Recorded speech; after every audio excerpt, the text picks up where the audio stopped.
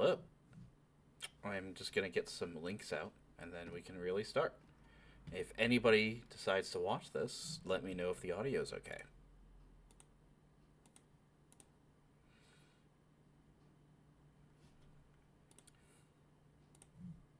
Hello. I'm just going to get some links out and then we can.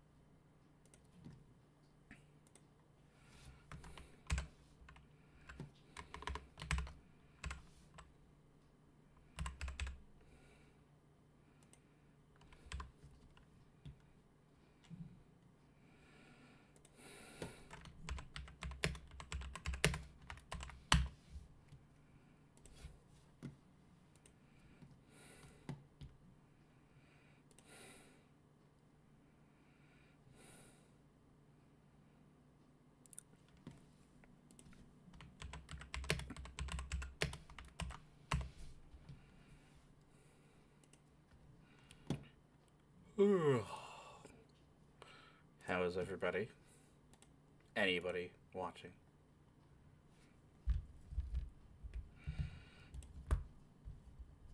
I'm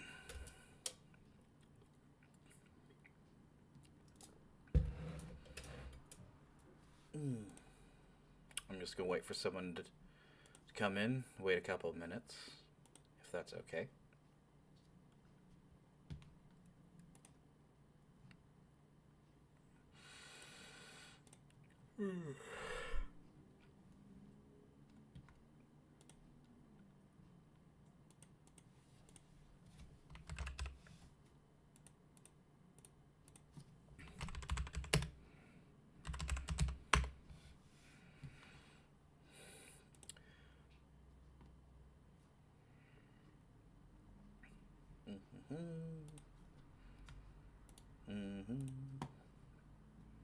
I know I said 5, but I got home. I just kind of wanted to start this.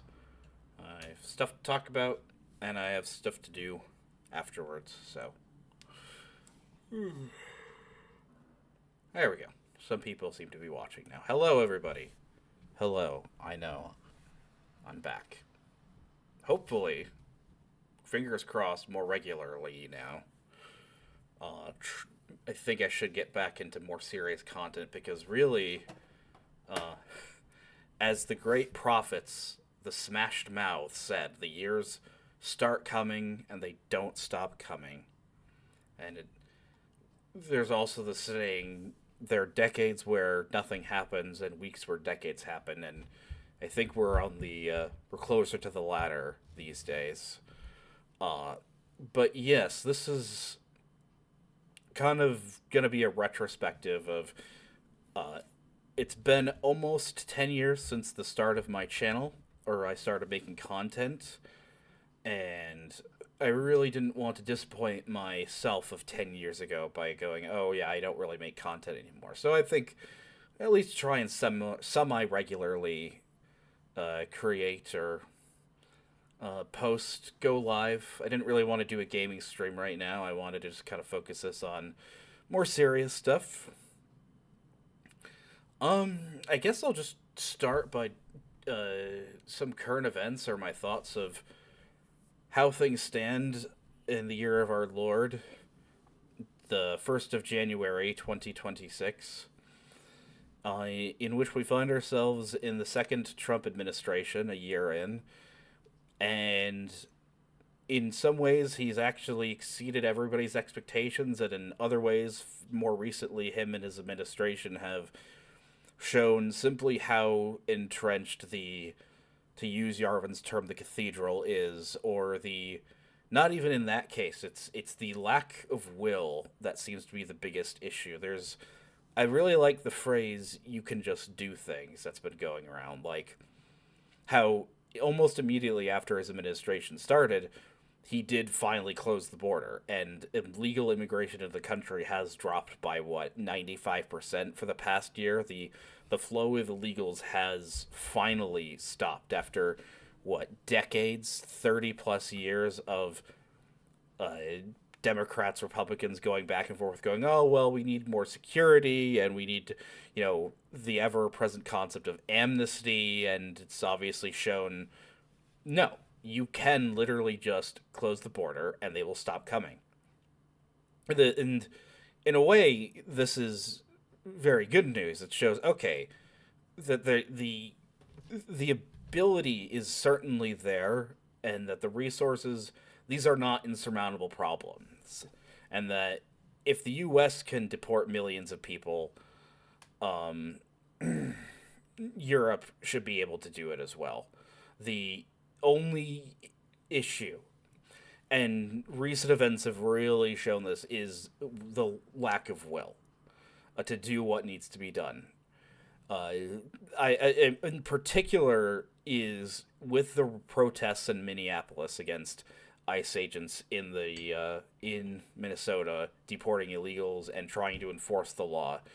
We had the horrific event of on Sunday a Baptist church being infiltrated, led by former CNN reporter and gay black man Don Lemon, coming in to a church in the middle of their service, and the regular Antifa, Black Bloc, left wing protesters, uh, in all intents and purposes, terrorizing the congregation, because this is the same city, or at least the same state, which in the summer of last year, a Catholic Christian school was murdered by a transgender individual, in which numerous churches have, horrifically and very sadly in the past few years, not just in the U.S. but in Canada as well, because of the hoax of the residential schools and the ongoing persecution of Christianity in Europe. Dozens of churches are getting burned. There was, of course, when an Islamist in France just went up to a priest and slit his throat in the middle of him performing mass. And so, churches now have to arm themselves. A friend of mine is a Baptist, and, yeah, he volunteers security at his church and is carrying a gun there because people just do not feel safe in a place of worship. Which, I'm not Baptist. I used to be. I am Catholic now. Of course, I am in 110%, support of people's religious freedom, and, of course, stand by this church. What was done to them is horrible. And what is important is that every single person that did this is arrested. Don Lemon, especially, as a public figure. Because the reason why they are so boastful, insufferable gloating, it's because time and time again they've shown that they are getting away with it. The fact that the police never showed up to stop them, that local and state and law enforcement in these blue states have demonstrated that they will not comply with law, or they will only selectively enforce laws that politically agree with them, which is what anarcho-tyranny is, right? It's, okay, we will let Antifa terrorize people, burn churches, and all of that, but the second someone on the right, trespasses or does anything, any protests out of line, they get arrested.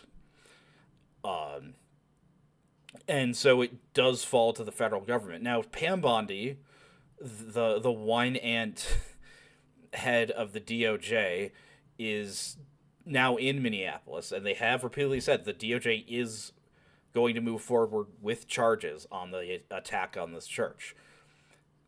And I really, really want to believe them. I want to believe that this is actually going to happen. People are going to jail, and justice is going to be served. It's just the track record of the fact that, yes, the person who shot and murdered Charlie Kirk last year is in custody, but only because his parents turned him in. The fact that it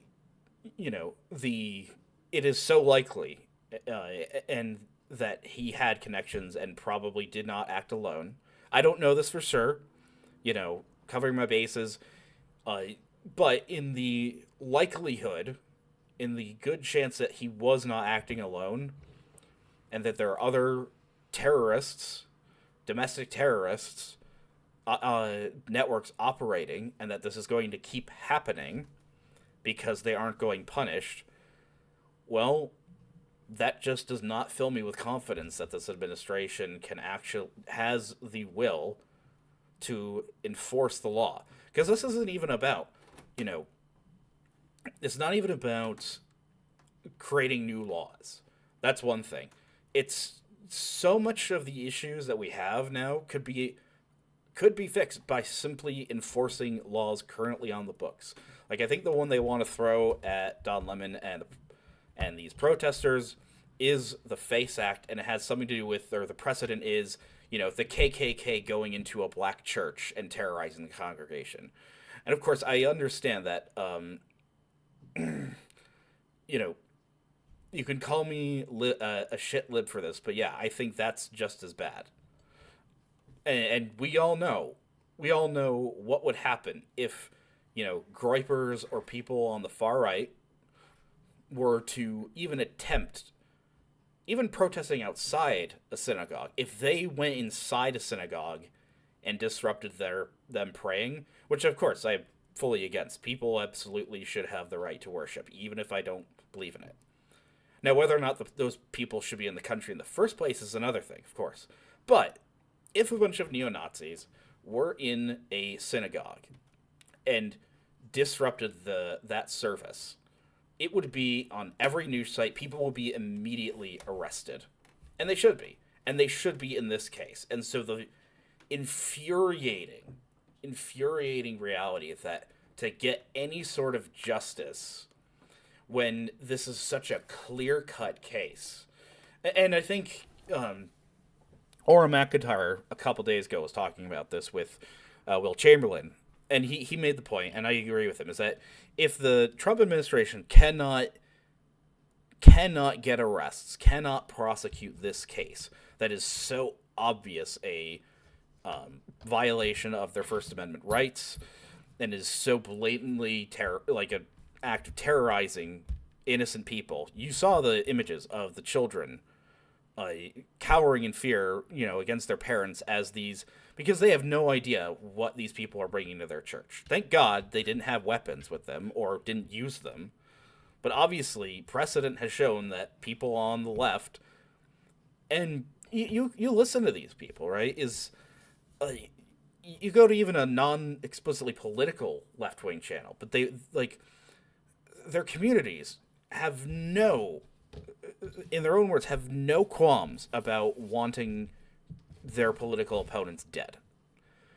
It makes me think that, when they call you a Nazi or a fascist or a white supremacist, what that is, it's not even a dog whistle. It's pretty obvious. What they are signaling is that, or saying is that you should die, is that you do not have the right to feel safe or to be unharmed if your political views are opposed to theirs. I think that's plain and simple.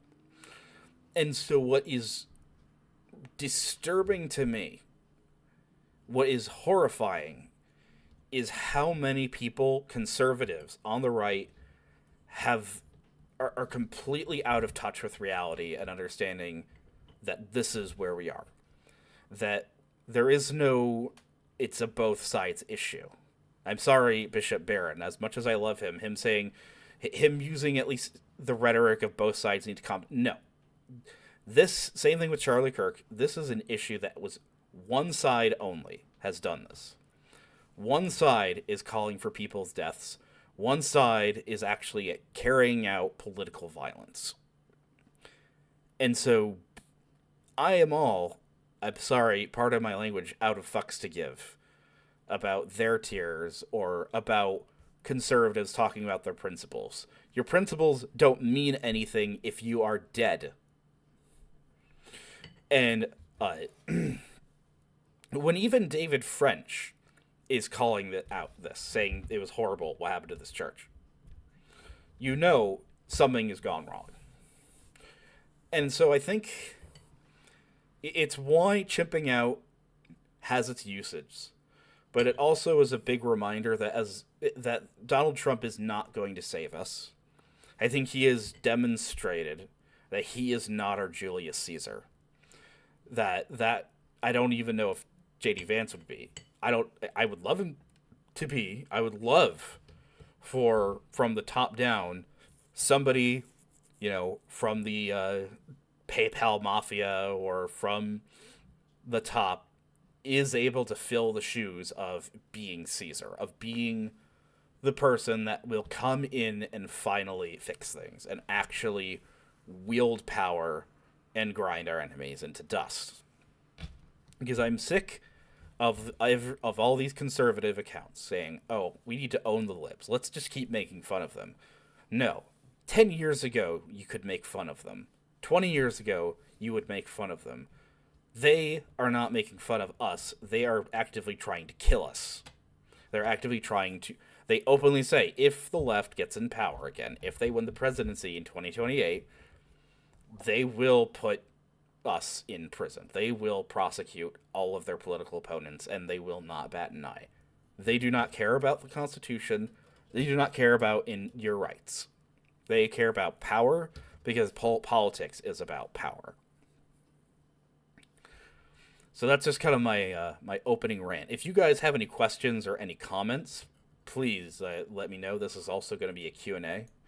If I promise myself that if I am able to maintain a regular schedule with this, I will monetize it, because hopefully I can get more viewers and get at least a little bit of money. Because in my own current personal life is I am in the process of saving up money to finally put a down payment for a house. I know I know how insane that sounds these days, but it does make financial sense. And yes, Bob John in the chat saying Argent banned me for saying Sam Hyde was funny. Well, unfortunately, Argent's channel has been nuked as of yesterday, and I don't know exact. He doesn't even know the exact reasons why. His channel been around active for over 10 years. A very good channel and a good friend of mine. He is currently still making content and posting on Rumble. I will link that in the description. I will also link that in the chat as well. So give me a moment. Da, da, da, da. And BitChute. So I will link those to him. I always like his frank and honest takes on things.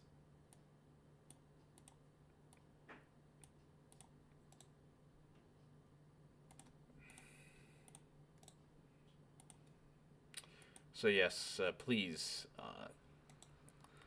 go and visit him there. Hopefully it can be reinstated at some point. It also just really sucks of I'll probably be able to get the episode and the one I did this year.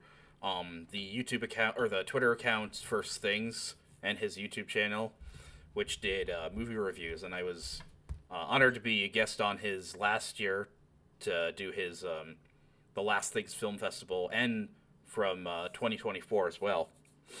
Of course, he, I think, may have gotten doxxed or security issues. He got his whole account and everything taken down, so I'll email him.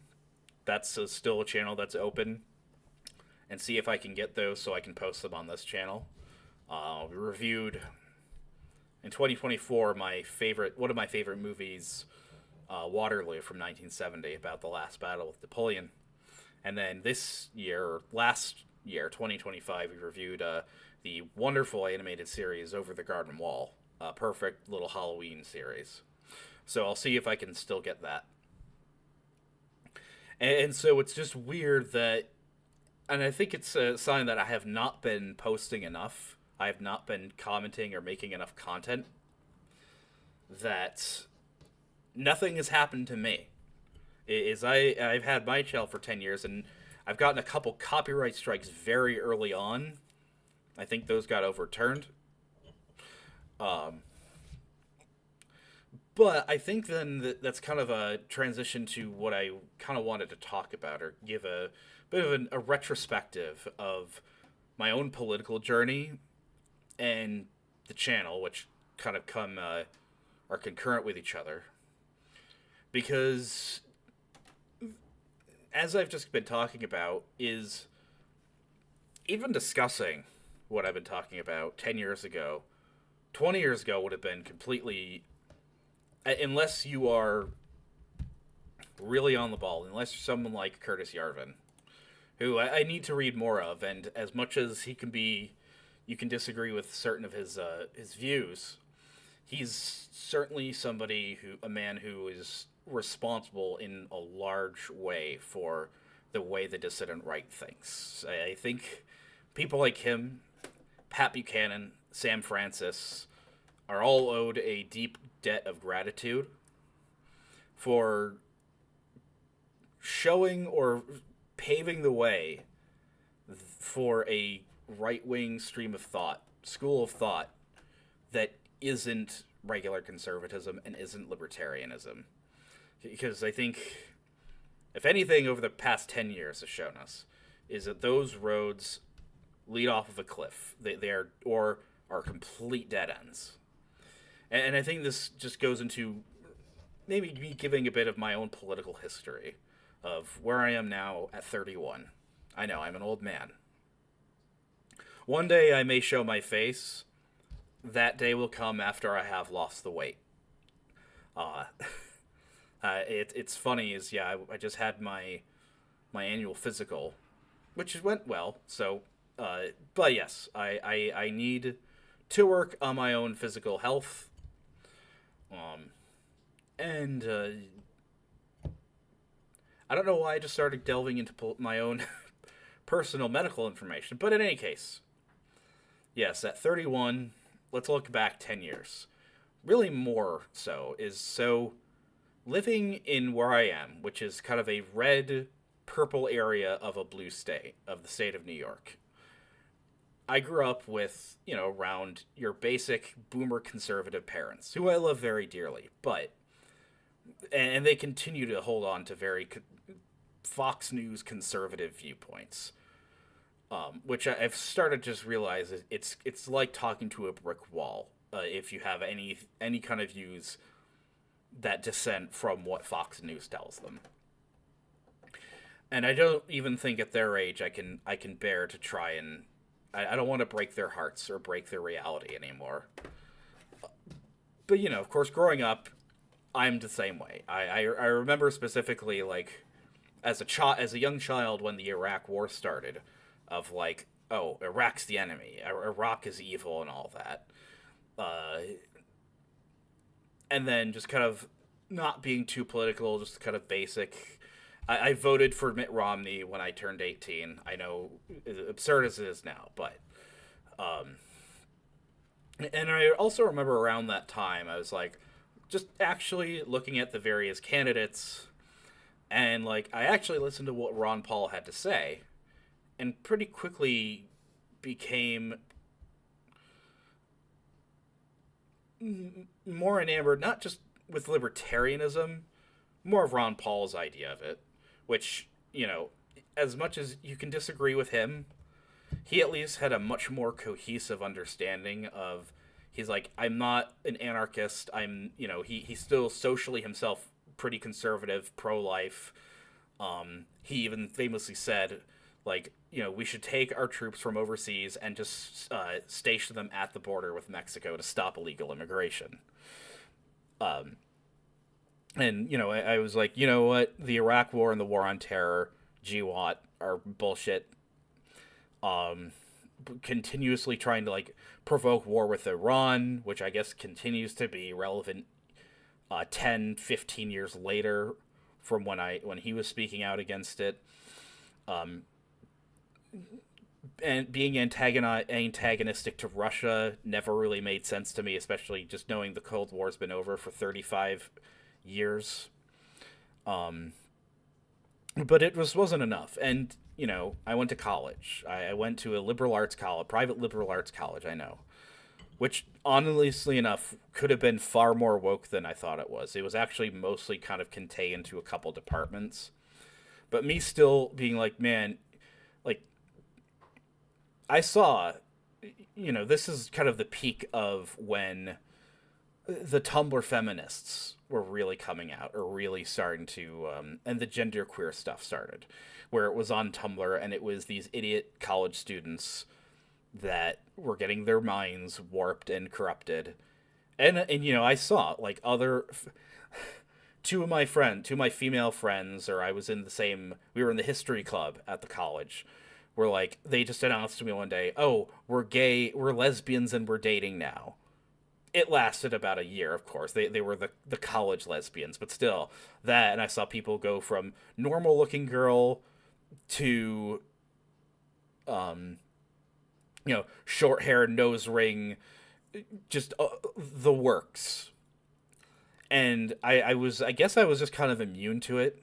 My autism, even though I don't really have autism, as much as, well, everybody on the internet kind of has autism. I was kind of shielded from it. Like I was able to suss out the bullshit, and I just kind of went more hard right. And I think that's where my kind of LARPing, or just starting to have more views as a monarchist started. And I actually was like, you know what? I actually should take this seriously.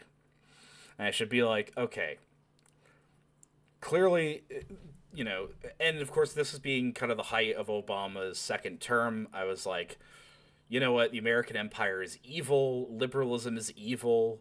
I want a king. I want something radically different. And this is when you still had the Mad Monarchist blogging. It was a very, very old blog site. I think it's been defunct now for a number of years, but you know, it was nice seeing. Okay, I'm not the only one, and it's funny as you think. Okay, you actually mature out of that. It's like, oh, it's a LARP thing. Same thing with libertarianism, but even now, I'm still like, as much as I've grown to have more respect for a lot of of our Republican tradition, of not just immediately discounting the founding fathers as a bunch of evil liberals, um, as like as like Masonic liberals, which they were, but still, like the country that they produced was pretty good, and it's my country.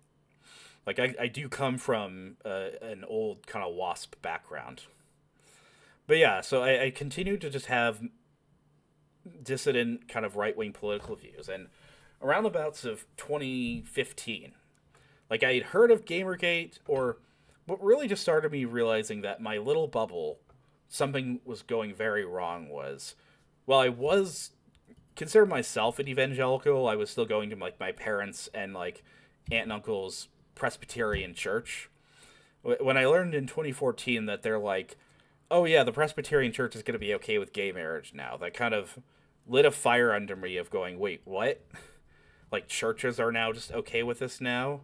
Like, uh, and you know, following Gamergate, and then I very much distinctly remember, and it's what some of the first videos on my channel are about. And it was late 2015, and I was like perusing like some Christian news sites. And what was disturbing me, because this is when during the earlier years of Black Lives Matter, when you had like Michael Brown and some of the other ones, was how much that, you know, even though evangelical circles had been pretty shielded from and a number of them still resisting, you know, being okay with gay marriage or abortion and that stuff. Like they were getting kind of poisoned and infiltrated by the woke or progressive politics, as we called it back then, of when it came to race.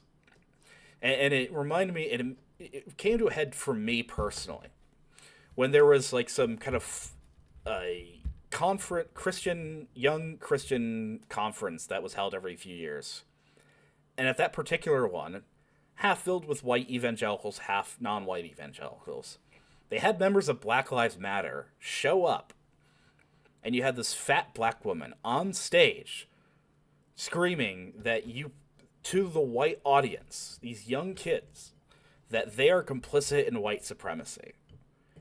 And that really pissed me off. And you just saw it among a lot of the very feckless evangelical leadership. Christianity Today, you had Russell Moore, who I made my first video on, who's also become still relevant as like the as kind of the boogeyman or the enemy, the false shepherd within a lot of evangelical circles. I know I'm not an evangelical anymore, but I still love them and still like evangelicals. My parents are evangelicals, and you have these middle-aged, very comfortable, rich white guys who are in positions of leadership throughout evangelical churches. And they turn around and basically say, we are now going all in on the woke stuff for race.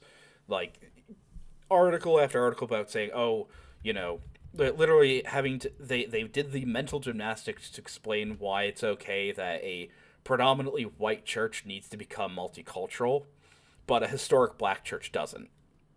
Or that literally saying, like, white Christians need to submit explicitly to black leadership. And I was just like, is anybody speaking out against this? And I couldn't find anybody on the Christian side. I think the first person I found, at least that was like Steven Crowder, who I really was a fan of back in like 2016. I think that may have been like the height of his channel, or height of a lot of his stuff. And Sargon of Akkad, the beginnings of the skeptics, because it's like, okay, you have a lot of Christian leadership who I agree with spiritually, but politically, I think they're I can't follow them.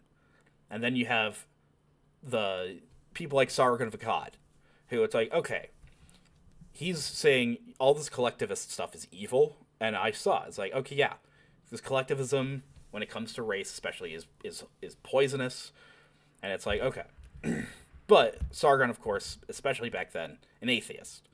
And, him and a lot of the skeptics or anti-SJWs, YouTubers, were exiles from the new atheist movement. And, like, I followed him, and I followed Crout T, because he, at one point, made good content, a few good videos. And I thought, you know what, there's nobody that is both a Christian and somebody actually talking about these issues. And I thought, if nobody else is going to do this, then I will. And that's when I kind of started the channel. And being that it's 2016, I just try and make it in the vein of response videos, responding both to like Russell Moore and like atheism is unstoppable or whatever that channel was called, and like the regular SJWs. And a lot of those videos were really fun. I think one of my favorite videos still, and I had a lot of fun making, was like, this is back when like questions X have for Y was popular. It was like questions skeptics have for religious people. And it was a bunch of people who had like the Z list of the skeptic anti-SJW YouTubers asking these questions of like these like really leading and really dumb questions. My favorite being this like redneck guy who's like going on and on about, well, the founding, there is no, establishment of religion in the Constitution. The founding fathers were not, and he literally had like fade edits in his video. So I of course just put in like cuts to Monty Python, The Holy Grail, when everybody's screaming, "Get on with it." Now, of course, his stuff is silly. Yes, well, most of the founding fathers, it seems, may have had their doubts about explicit Trinitarian Christianity, and that was just in fashion at the time. None of them were atheists. All of them, even the most radical, would have said, I explicitly believe that there is a God. And of course, down to the fact that, okay, there isn't an explicit religion put in place in the Constitution. State constitutions were different. There were numerous states that had it explicitly stated that you cannot hold public office unless you proclaim belief in a Christian God. And, not long after, or it might have just been around the same time as I found I was looking at who were, like, you used to be able to see, like, who were these YouTube channels subscribed to. And Crout T was subscribed to a guy named Dave the Distributist. And I looked at him, it's like, oh, he's like in the same vein of anti-SJW stuff, but he's Catholic. And I'd read about G.K. Chesterton. I thought, distributism sounds cool. And so we just started in contact. And early on, this is like, height of Trump's first campaign, before his first term started. I was between, I had graduated college and I was trying to find really what I wanted to do. And so I had a lot of time in my hands and I just started making videos. And we kind of formed just a little small circle. There was like me, there was him, there was Ben McLean, who's another person. I don't think he makes content anymore. He's on Twitter. Uh, there was a couple others. There was Todd Lewis, was kind of part of this group, and the late Knight Errant, who died a few years ago very tragically. And so we're kind of breaking, making ourselves a little space of, we're on the right, we're anti-SJW, but we're not skeptics. We're not atheists. We're on the right, but we're not conservatives and we're not libertarians. And it's kind of having a more deep understanding of politics, or an older understanding. And I suppose that's kind of what led me to being as right wing as I am, is just learning about politics, learning about history, and just realizing the liberal post World War II consensus and understanding that we've had is nobody thought about like this.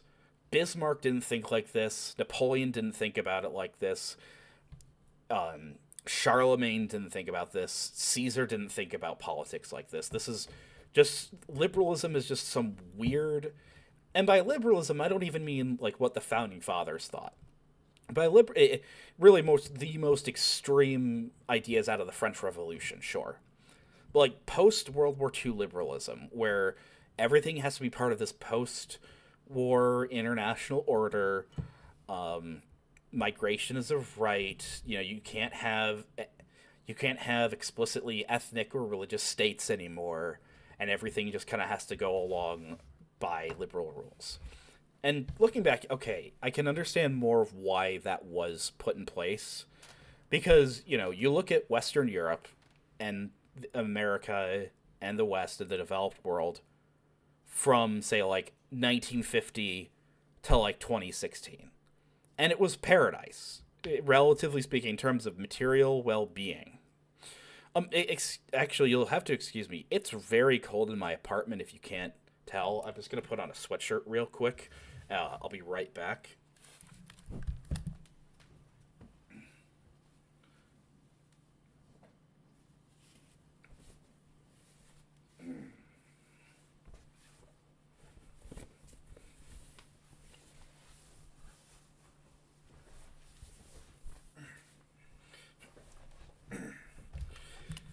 There, that's better. My apartment does not have the best. My apartment doesn't have the best heating. I don't pay for the heating; it's included, so that's good. But yeah, it's pretty cold up here in upstate New York right now. But what was I saying? Is, yeah,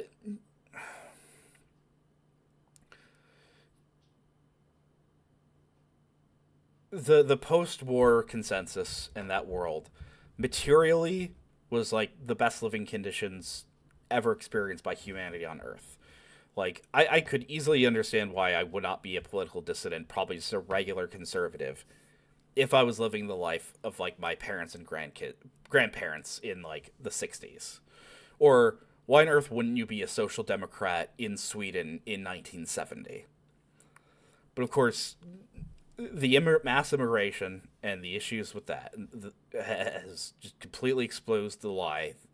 The great lie, I think, that my friend Argent said was like of liberalism is the idea that all peoples are interchangeable.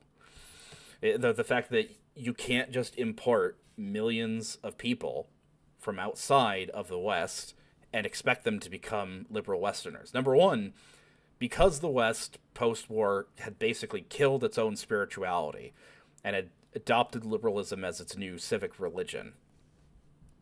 Like, you ask, okay, why aren't Muslims assimilating into like German culture? That's because what is German culture anymore after World War II? Like Germany especially.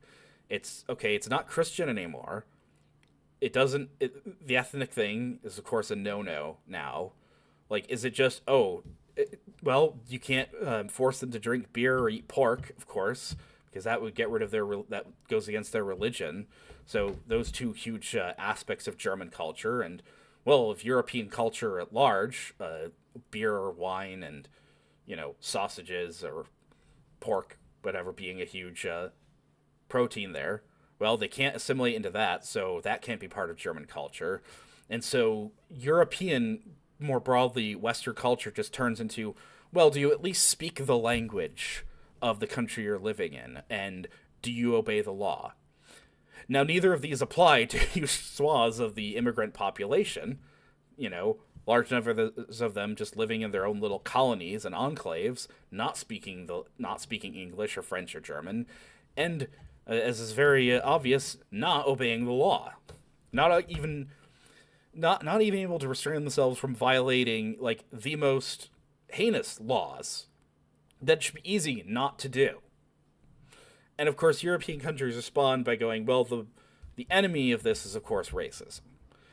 The European countries and Western governments, and I guess this goes back to the lack of will, are just stuck. It is just, it's kind of like the idea in Buddhism of just this endless cycle of suffering.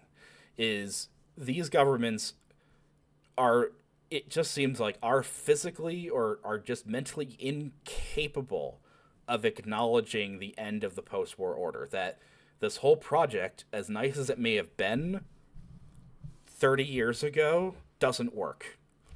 That the history does not end. It did not end.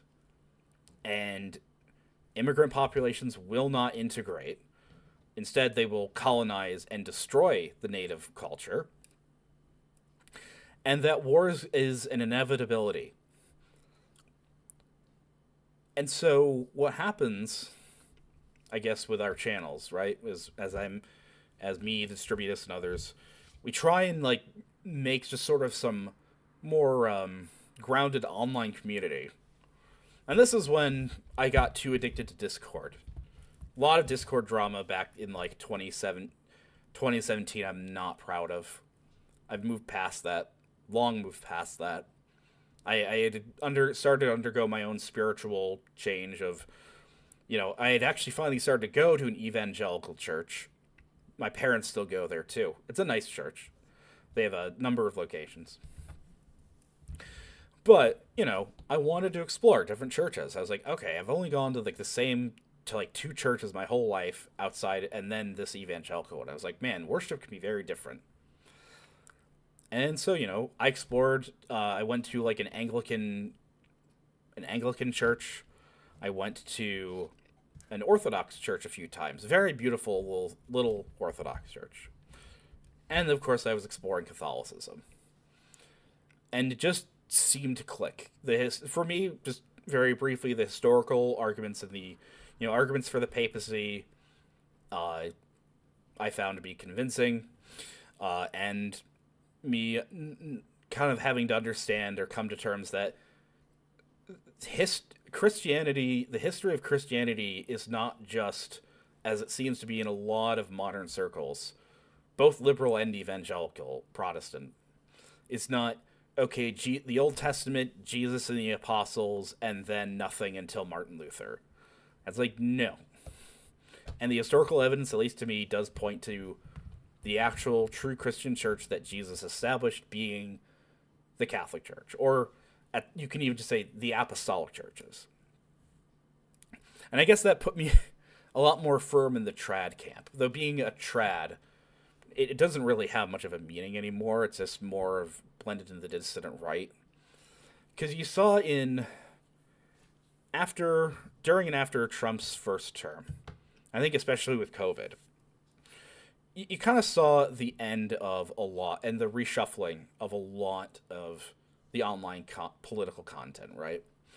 is you had the skeptics or the anti-SJWs just kind of dissolved. You had a few that just kind of learned to accept that liberalism itself was an issue and have gradually drifted further right. That's people like Sargon. That's people like Arch Warhammer. And then you have the others who were, it's like, I don't know, people like H-Bomber Guy, the white guy, insufferable video essayists, and the beginning of BreadTube. Of, okay, yeah, we can't be the screaming feminists anymore. We can't be the feminist girl in her parents' bedroom, talking about the latest stupid thing she learned in college. Okay, they at least pretended and acted like they were much smarter, and that's where you get Vosh, Hassan, and Destiny. Obviously, in reality, they're morons, deranged, mentally unstable freaks. But they just talk a lot and, sound smart. Whereas I think on our side, it seems like the alt-right kind of dissolved and melted away, especially after Charlottesville, and especially after, like, 2019. 2019, you just kind of had the first Groyper War, which really, again, shows how much things can change when, because you'd have campus conservatives. You had Charlie Kirk, the kind of poster boy of, like, he like a guy made in a lab to be the perfect college Republican.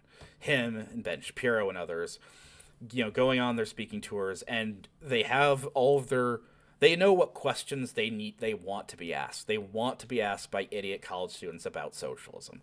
They want to be able to explain, no, America's good, like, pull up your bootstraps, capitalism and free markets are all good and all that. What they weren't expecting is, like, the growing animosity by especially younger men on the right, as some of the Zoomers and the younger millennials became adults and were graduating college themselves, having difficult and uncomfortable questions about identity, about America's relationship with a certain country in the Middle East, which seems to kind of go against a lot of the other foreign policy advice that these conservatives had. Like, hey, maybe not everybody can be an American. Maybe America is more than just an idea.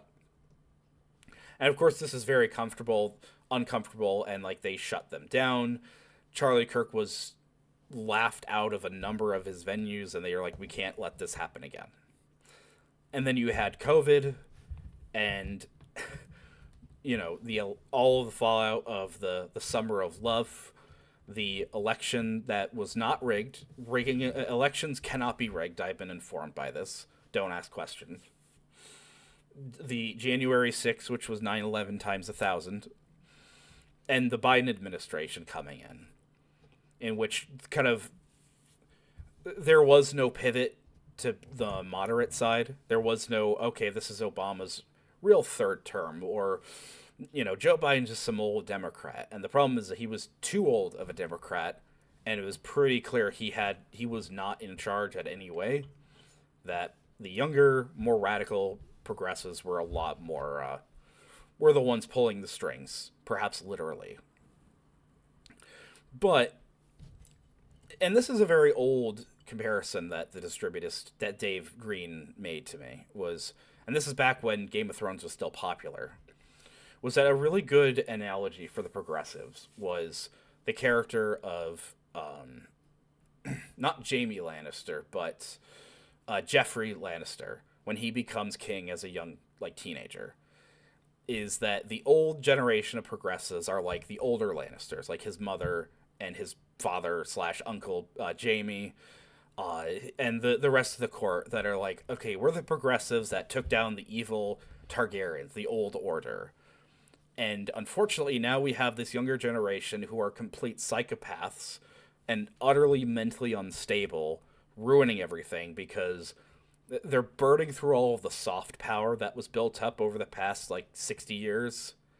And now they're, like, forced to start going through the hard power. Like, arresting all the January 6 people and, like, putting these just having all the very blatant humiliation rituals, destroying statues, like publicly melting the face of Robert E. Lee's statue. And so you have the old left kind of having to deal with the fact that, okay, their next generation are not old white Democrats. They're non-white who pretty clearly explain that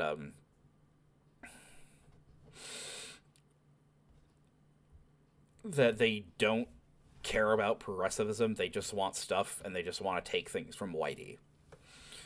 And then, you have October 7th happens, and it really kind of the rift growing among the left really kind of rips open.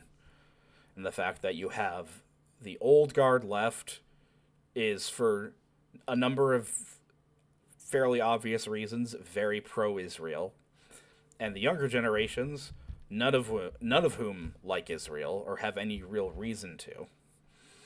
And this kind of completely ripped the left in half, and you then have this, and questions about the relationship between the United States and this country in the Middle East really start coming to the forefront, or a lot of questions that, despite all of the bannings, despite all of the social media blackouts and unfair channel terminations, a lot of ideas that you were not allowed to talk about actually come to the forefront. And you kind of see a bit of a return and some hope that actually there might be people in charge that can take control of this. Like, most prominent being Elon Musk buying Twitter and turning it in now to X. And, him just being still a fairly liberal tech bro, at least kind of giving some breathing space to the right of saying, no, I'm going to allow people to speak freely on Twitter now. And the return of Donald Trump, whose, momentum just started building after, the man gets, and it showed that the left really had no understanding, had completely lost any understanding of how politics worked or optics worked anymore, because they were so drunk with power and they thought they were untouchable now. They're like, look, we put in a walking corpse into the White House. We can do whatever we want. And then it's like, okay, so we're now just going to arrest Donald Trump. He's going to get arrested. Well, what happens? Oh, that just makes him more popular and riles up the right and his base more. They they said, okay, Biden's sharp as a tack. He can debate. It'll be a blowout. And it was. And it showed that, oh, Joe Biden is completely, what the Biden administration really showed was just the meme of the I support the current thing. That there was nothing actually authentic about the left. That it was all just programming of what they think they need to be in support of. Whether it's BLM, it's Ukraine, Palestine, Israel really split them, though. And it's, okay, on the night before the election, Biden has got it in the bag. He's sharp as a tack. We're behind him all the way. The day after, everyone's saying he needs to step down. Like, there was no reflection on any of this. Nothing they believe is actually real. And of course, then Trump gets shot and survives, making him even more popular. He picks actually a good candidate for vice president, J.D. Vance, who I really do hope becomes the next president. I think there's more hope for him, being our Caesar. It's not a lot of hope, but it's something, because he's much younger. He's much more speaking like our language. And then, Trump wins against Kamala Harris. The being able to beat women again. And of course, you're still tentative because his first term, he was completely hamstrung. The second term, he actually seems like he's doing things. But unfortunately, because Trump, even most, ardent supporters of Trump will have to admit he is a narcissist. He is very petty. You can have it as evidenced by the Greenland nonsense of the fact that, okay, yes, I can understand the arguments of the strategic importance of Greenland now, and that Russia and China are going to want more influence in that area. Denmark has said no. Greenland has said no. That should just be the end of it, and just support them as a NATO, as a fellow NATO satellite state.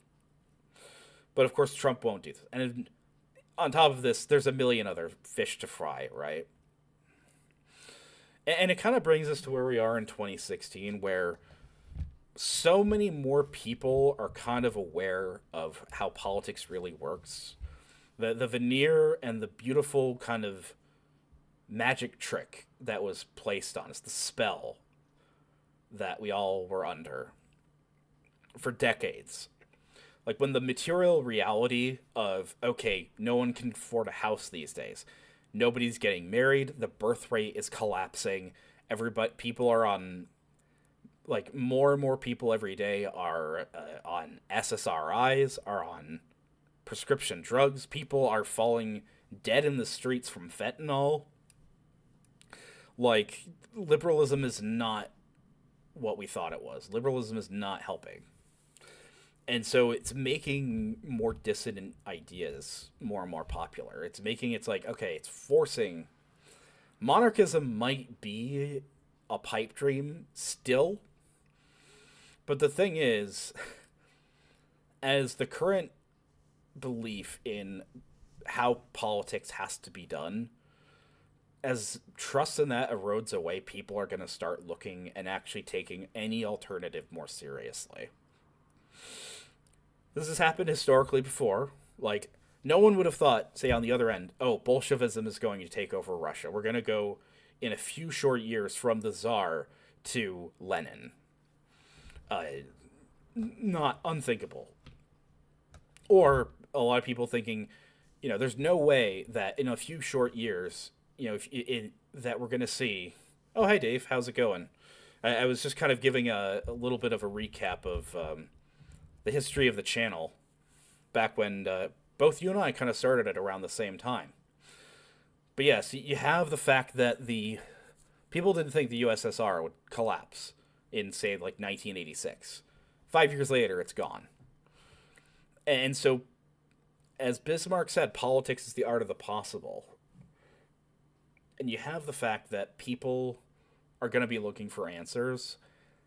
And if this administration continues to fail to actually deliver on anything, or to show that it just does not have the will, people are going to have to look somewhere else. And what has really impressed me is what started as like the Discord servers for the trads on the right on YouTube actually was able to take off into IRL communities. I think the most successful one, I think you had the Skildings conference in the UK. And here in the US, I think by far and away the most successful one being the Old Glory Club, who have really good videos. I really like their streams. Red Hawk, Pete Canones, Charlemagne, all those guys are good guys. I went to their in 2024 their event in Valley Forge. Incredibly impressed, because as small as the numbers might be, if you have a young group of men who are dedicated and organized, I'll take 20 young, well-organized, committed men over a few hundred, Tea Party activists who just LARP, wearing their old-timey clothing and protesting against evil socialist Nazi Obama. And it shows, like, hey, this just needs to grow. And you have to start building up locally. It's something I will really want to look into. Because I want to be able to practice what I preach, or put my money where my mouth is, and see what can be done locally. Because as we see in Minneapolis, what I really want to see in the future is having groups like the Old Glory Club be able to act as a wall to protect these people. Because if the law is not going to protect your church from left-wing protesters coming in and terrorizing your children, something someone has to. Some group has to come around and, you know, there has to be a alternative institution. And I think that's what Dave has harped on about. I know I get annoyed, or you get annoyed with it, but he's right in the fact that the only way out, or the way we help get ourselves out of this, is by building, is by constructing, building locally, and you know, having all the is being able to implement these grander political ideas on a small scale. Because there's not just the old Glory Club, there's the New Columbia movement as well. And I think the only real obstacle we have is, I hate to say it, is the eternal boomer. Is the fact that the boomers. I've been listening to a lot of the comedian Tim Dillon, and he has some really great rants on the boomers. And it's just his understanding of, they refuse to let go of power. They refuse to countenance or envision a world not run by them. I think partially because they're scared of the fact that what the boomers most of all are horrified by is the fact that them having is their legacy being, this is the generation that was given the most prosperous, wealthy, high trust societies the world had ever seen, and decided, you know what, there's not enough weed, diversity, and gay sex here, and threw it all away. And it almost feels like some of them, especially the ones on the left, are happy to be like, okay, if we can't have a good legacy, if we can't leave a legacy where we're the heroes, we're going to be okay with there not being anybody to have to remember us or give us a legacy. We won't give them a legacy. We're happy to let the next generation be the last generation. Like, there's no conception of history that is, post, say, 2010, post 2008, or pre 1945. And it's killing society. This refusal to move on.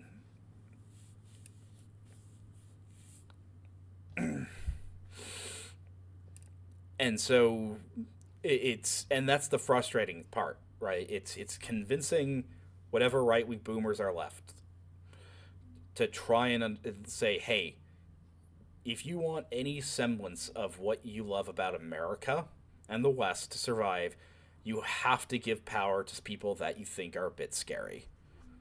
To young men that actually think America is not just an idea, that history did not begin in 1945, that, Ronald Reagan is not the pinnacle of the be-all and end-all of conservative politics, that Christianity has a history, or that Christians believed things that you would consider to be horribly out of date throughout 90% of Christian history. I.e., the people that are still against racism, even if you're conservative, they'd be like, okay, then you would consider 95% of Christians who have ever lived to be racists. And as we all know, in the modern world, being a racist is the greatest possible sin you can commit. And so the challenge is, and this, like, when I was with the old Glory Club, we were in, like, the beautiful little chapel at Valley Forge that's there. It's a really nice place. It's a beautiful site. I wish I was there a few weeks earlier, when it was earlier in the fall than November, because the leaves would have been gorgeous. There's an amazing triumphal arch built there. I got a huge amount of exercise. It's great walking. But I remember, so there was about 20 to 30 of us there, of, like, young white guys, some of them with their kids. And there was, like, an older guy who, like, might have been, like, a tour guide or somebody that worked for the park. And he was, like, kind of confused of, like, who we were. And he was kind of impressed. Because, somebody like that, on the one hand, they see And it's why I'm very glad that the Old Glory Club specifically says they are deliberately not a political. They're implicitly political, but explicitly apolitical fraternal organization. And so if you actually have people that show up, young men showing up in real life, like saying, "Hey, we are dedicated," I think that might be the only way to break through to some people and convince them this is not just people on the internet. These are real people, that these are real young men who have a vested interest in actually having a future for them and their children. And yeah, that's that's kind of what I wanted to say. I think I went over what I wanted to. But yes, um, I don't really have much else to say. If you have any interesting questions, I'll. I know Bob John is the one who has the most to say. Is hey, when are we going to? What are we going to do when AI replaces the government and completely, and there's no politics anymore? I think in the next 10 years this is going to happen. I don't think so. With AI, you know, from a very kind of grug-brained, simple understanding is okay. The point of technology is to be for the benefit of humanity. Technology exists. Like, science is not like a thing in and of itself, right? It's just the methodology of understanding the natural world. And forgetting that, okay, you know, theology, religion, spirituality, philosophy are not really that related to the physical world, you know, in the way that science is. And so instead of just saying, okay, well, we have our realm of the natural sciences here, the to explain, you know, thought, and that we have philosophy to explain spirituality, we have religion. There was just no. The only thing that we could reliably trust is science, so that's the only thing that exists. It's all materialism. And it's led to us not understanding that the point of technology is to be for the benefit of humanity.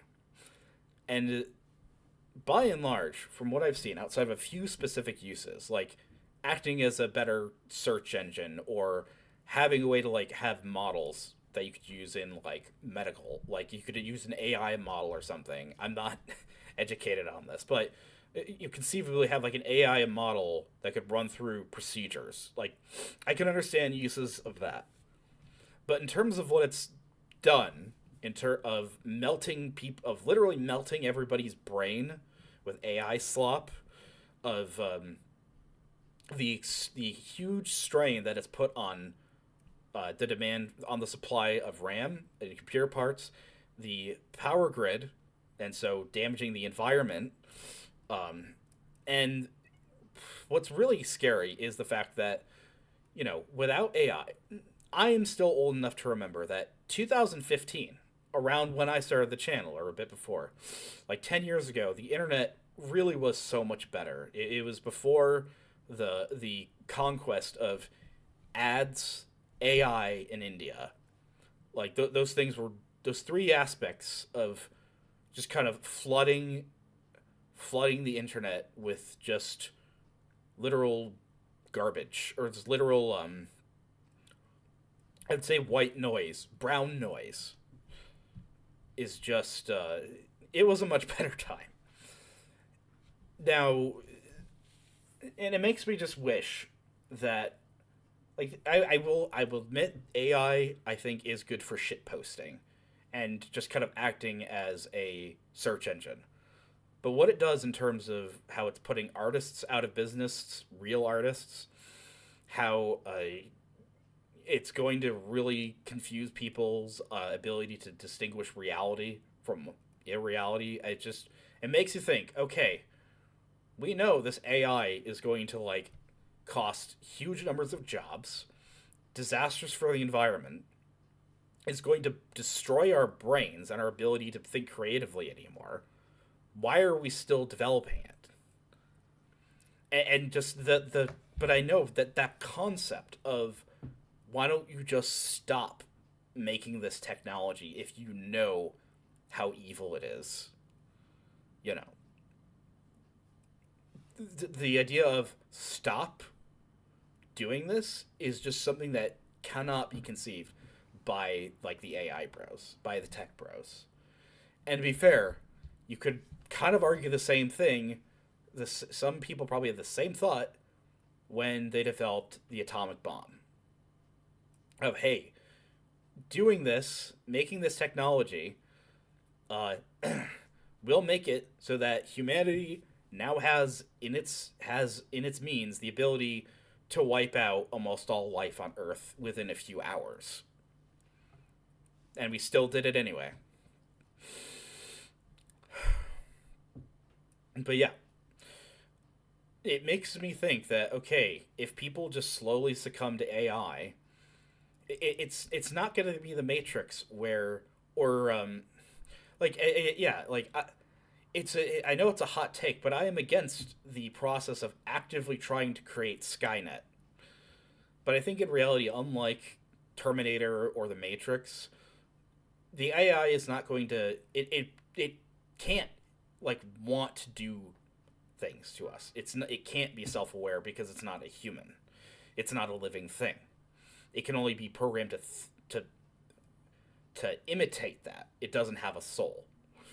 Um, Humans are not going to be forced into slavery or be destroyed by AI. People, it seems like, are going to willingly do it. Like, if you have a good enough, headset device that can just create whatever paradise AI world, people are just going to hook themselves into that. Because people are, much as C.S. Lewis made the point, is this is the abolition of man. And that's what we're fighting against. It's fighting, and it's especially why meeting up with people in real life. Why I can't remember I can't remember like any of the Discord conversations about politics that I had 10 years ago. And it's not because of the time. It's because that was not with people that I was face to face with. But I will absolutely remember the conversations I had talking to the guys at the old Glory Club. And so yeah, that's just kind of my little update. Um, Housekeeping wise, I don't know if I should do this on a Sunday or a Wednesday every week. Judging by the numbers, this got a good amount more views than my gaming streams do. So maybe I should just try and do something the kind of a off the cuff rant, whatever you want to call this, more. Wednesdays is nice, just because I want to kind of prepare and do some shopping before the weekend on Thursdays. Uh, but I'm tired after work. And on Sundays, okay, I could do this after church. So, you know, I'll see. I do, yeah, really want to make this more of a thing. Make this more of a regular thing. I don't know if I'll go back to making videos. I think I would prefer just to make Substack essays. I already have one. I need to make more. But having an off-the-cuff stream like this, it seems to just be the way people go now. But yeah, thank you, everybody, for watching. God bless. To quote Waterloo, Napoleon saying goodbye to his old guard, know that I love you all, even though I cannot embrace you all. Good night.